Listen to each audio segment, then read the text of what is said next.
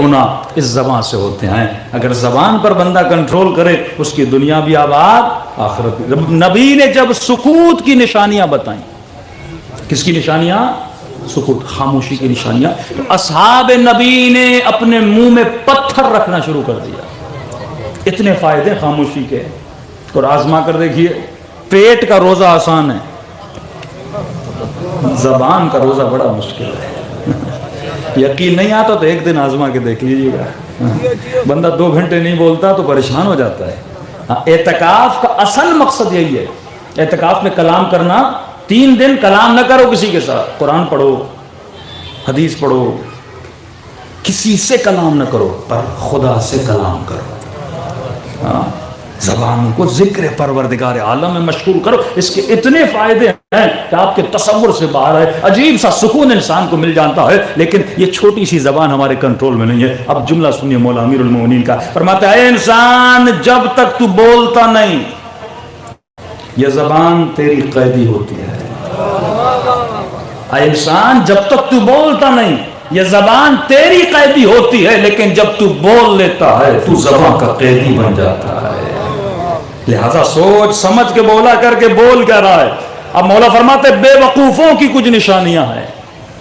پہلی نشانی یہ ہے کہ بے وقوف کو زیادہ باتیں کرنے میں مزہ آتا ہے. پہلی مجلس میں شاید بتا چکا، زیادہ باتیں کرنے میں مزہ آتا ہے. اور فرمایا جو زیادہ باتیں کرتا ہے وہ زیادہ خطا کرتا ہے، اور جو زیادہ خطا کرتا ہے وہ بے حیا ہو جاتا ہے. اور جو بے حیا ہو جاتا ہے اس کے اندر تقویٰ نہیں ہوتی، اور جس کے اندر تقویٰ نہیں ہوتی اس کا دل مردہ ہو جاتا ہے. اور جب دل مردہ ہو جاتا ہے کبھی علی کی ولایت اندر نہیں آتی. چھوٹی سی زبان ہے. ہمارے استاد اخلاق ایک مثال دیتے تھے، کہتے تھے میرے لال جب صبح بندہ اٹھتا ہے نا، ایک حدیث کا مفہوم بھی بتا رہے تھے کہ 7 اعضاء زبان کو ہاتھ جوڑتے ہیں. جب یہ اٹھتا ہے نا صبح کو تو 7 اعضاء زبان کو، آنکھیں ہاتھ جوڑتی ہیں، ہاتھ جوڑتے ہیں، قدم ہاتھ جوڑتے ہیں. میں نے کہا استاد جی ہاتھ کیوں جوڑتے ہیں؟ کیونکہ کہتے ہیں کہ غلطی تو کرتی ہے لیکن پٹائی ہمیں پڑتی ہے. گالی زبان دیتی ہے، مکہ چہرے کو لگتا ہے. تو فرمایا اس زبان پر کنٹرول کیا کر. اور بالاخص خواتین کے لیے ہے، بہت مشکل ہے، بہت مشکل ہے. ہمارے نانا مرحوم کہتے تھے کہ اگر ایک کمرے میں 2 خواتین ہوں، ایک کمرے میں 2 خواتین ہوں، اگر یہ بات نہ کریں یہ کائنات کا معجزہ ہے. کنٹرول کرنا زبان پر بڑا مشکل ہے. گھروں میں جھگڑے کیوں ہوتے ہیں؟ اسی زبان کی وجہ سے. میں نے 2 سال آپ کے بوستان میں اشرا پڑھا تھا، وہاں ایک میں نے چھوٹا سا لطیفہ بتایا تھا کہ ہمارے ایک مولانا بکھر سے پنجاب میں آئے، ایران سے پڑھ کر، ابھی ماشاءاللہ وہ چکوال میں سیٹل ہیں.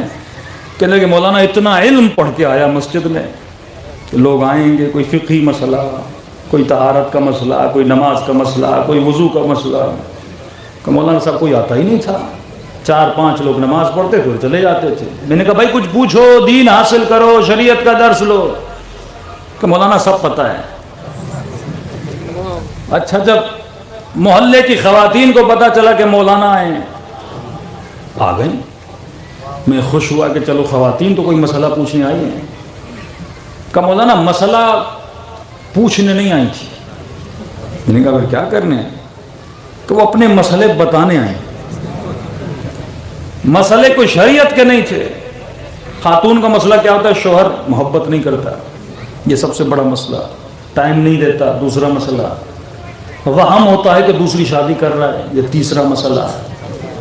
چوتھا یہ کہ کوئی ایسا ورد ذکر بتائیے جو میں کہوں وہ کرے. اب عورت پر مرد کی ولایت ہے، لیکن خاتون یہ چاہتی ہے کہ میری مرد پہ ولایت ہو. تو ہمارے ایک استاد تھے، وہ اپنی بیوی کی بہت سنتے تھے. لوگ کہتے تھے قبلہ بہت زن ذلیل ہیں. کہتے تھے مجھے زن ذلیل نہیں، زن دوست بولا کر. میں محبت کرتا ہوں تبھی اس کی باتوں کو سنتا ہوں. تو کہتے ایک خاتون آئی، اس نے کہا کہ مولانا میرے گھر میں بڑا مسئلہ ہے. کیا مسئلہ ہے؟ کہ مولانا جھگڑے بہت ہیں، اور اللہ نے ایک سانس دی ہے مجھے. ایک سانس کو انسان لیتا ہے، دوسری جو ملتی ہے انسان کو شادی کرنے کے بعد، کہہ رہی ہے مولانا صبح سے شام تک گھر میں جھگڑا ہے، صبح سے گالیاں دینا شروع کرتی ہے شام تک۔ تو میں نے کہا ہم کیا کر سکتے ہیں؟ سمجھا سکتے ہیں، آپ ان کو بلائیے۔ آپ کی کہنے نہیں، سمجھانا ومجھانا نہیں ہے، ہم نے بہت سمجھا لیا۔ کہ کیا چاہیے کہ مولانا ایک تعویذ دیجئے، ہم ہیں شارٹ کٹس کے پیچھے، کیونکہ پاکستانی مزاج ہے، میٹرک ہم نے پاس کی کاپی کر کے، انٹر پاس کی کاپی کر کے، جاب لینی تھی تو پیسے لے کے لی، پولیس میں پھنس جاتے ہیں وہاں بھی نوٹ نکالتے ہیں۔ تو ہمیں عادت ہو گئی شارٹ کٹس کی۔ اب اس ممبر پر آنے والا ذاکر بھی شارٹ کٹ بتاتا ہے کہ سارے نعرہ حیدری مارو، میں گواہی دیتا ہوں، پہلے یہ بولو اپنی جنت کی گارنٹی تو دے، پھر تو جنت بانٹ۔ جنت بانٹنا قسیم النار والجنت کا کام ہے، تیرا کام نہیں ہے۔ لیکن مزاج ایسا پاکستان، یہ آپ کا قصور نہیں، ایک کلی مزاج ہے، وہ شیعوں کا بھی ہے، وہ سنیوں کا بھی ہے، وہ بریلویوں کا بھی ہے، وہ وہابیوں کا بھی ہے، وہ بھی جنت بانٹتے ہیں، بریلوی بھی جنت بانٹتے ہیں، سبھی جنت بانٹتے ہیں کیونکہ سب دین کے ٹھیکیدار ہیں۔ لیکن یہ مزاج آپ کو ویسٹرن ورلڈ میں نہیں ملتا، کیونکہ جب معاشرہ عقلانی ہو، ہمارا معاشرہ احساسی ہے، ایموشنل معاشرہ ہے، عقلانی معاشرہ نہیں ہے، تو لہٰذا یہ جادو ٹونے کبھی اس کبھی یہاں کبھی وہاں۔ بھائی مفاتیح الجنان جیسی کتاب تمہارے گھر پر ہے، اور عجیب خاتون یہ پیر اور مرشدوں کے چکر میں چلی جاتی ہے۔ تیرا پیر بھی علی ہے، تیرا مرشد بھی علی ہے۔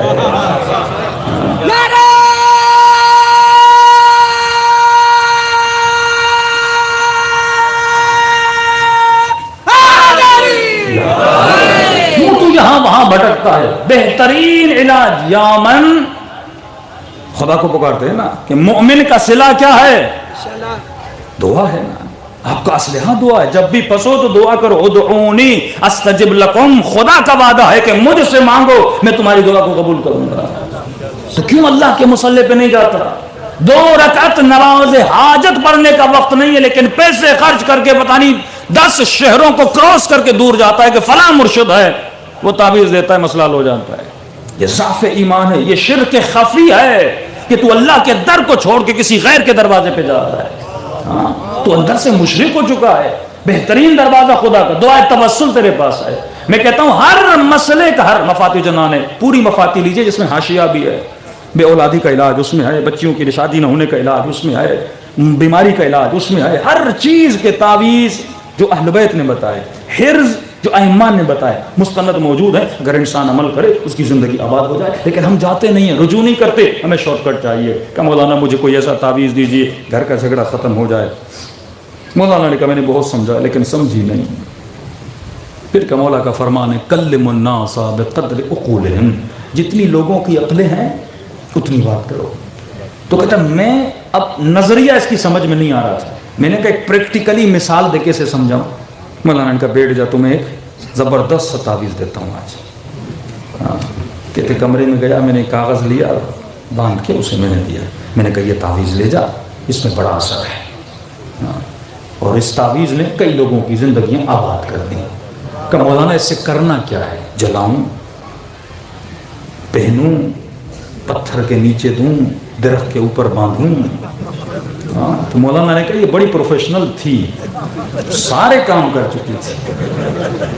تو کہا نہیں یہ بالکل نیا طریقہ ہے، وہ پرانے طریقوں کو چھوڑ دو، یہ بالکل نیا طریقہ ہے۔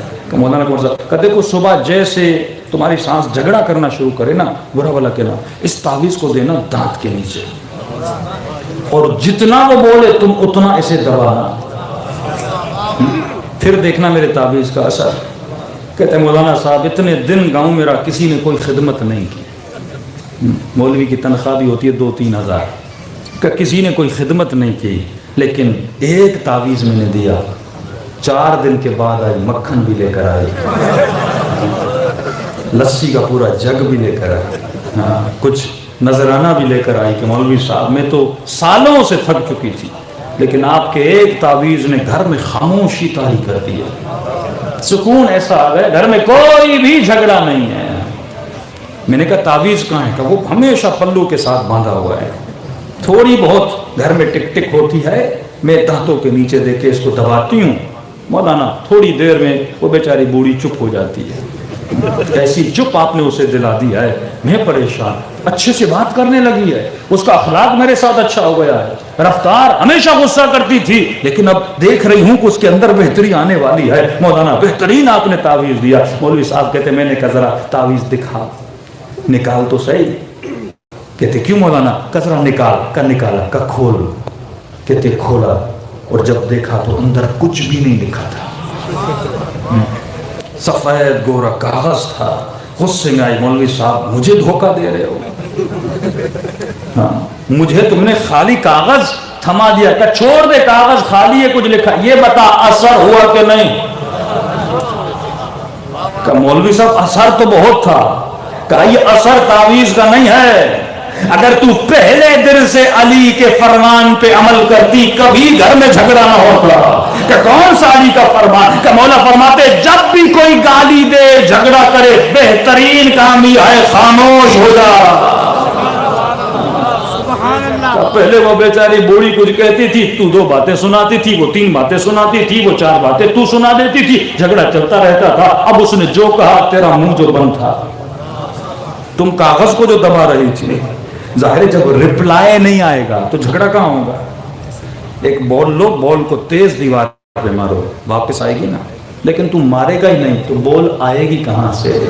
یہ ہے کردار علی ابن ابی طالب۔ یہ تو گالی کی بات ہے نا، علی کے چہرے پہ لعاب دہن پھینکا، شیر خدا، ہاتھ میں تلوار، سینے پر سوار، لیکن علی نے کھڑے ہو کر بتایا کہ علی وہ ہے جو خود پہ کنٹرول کرتا ہے۔ علی پہ دنیا کی طاقت کنٹرول نہیں کرتی۔ تو اے مومن اگر تو زبان پہ کنٹرول نہیں کرتا رہا تو علی کا شیعہ نہیں ہو سکتا۔ بچوں کو سکھائیے کہ بڑوں کے ساتھ اخلاق کب آئے گا؟ جب بچوں کو ٹریننگ دو گے۔ ایک تسبیح بچے کو لے کر دو، میرے لال دن میں 100 باتیں پڑھو، ہاں 100 سے پھر 200 پر لاؤ، 200 سے پھر 400 پر لاؤ، تاکہ اس کو عادت ہو جائے کس چیز کی؟ خاموش رہنے کی۔ بندہ باتیں کرتا ہے تو تھکتا ہی نہیں ہے، فرمایا باتیں کرنی ہے تو اپنے پروردگار عالم سے باتیں کر، وہ بہترین باتیں سننے والا بھی ہے، تمہاری دعاؤں کو اجابت کرنے والا بھی ہے۔ صلوات پڑھے محمد و علی محمد۔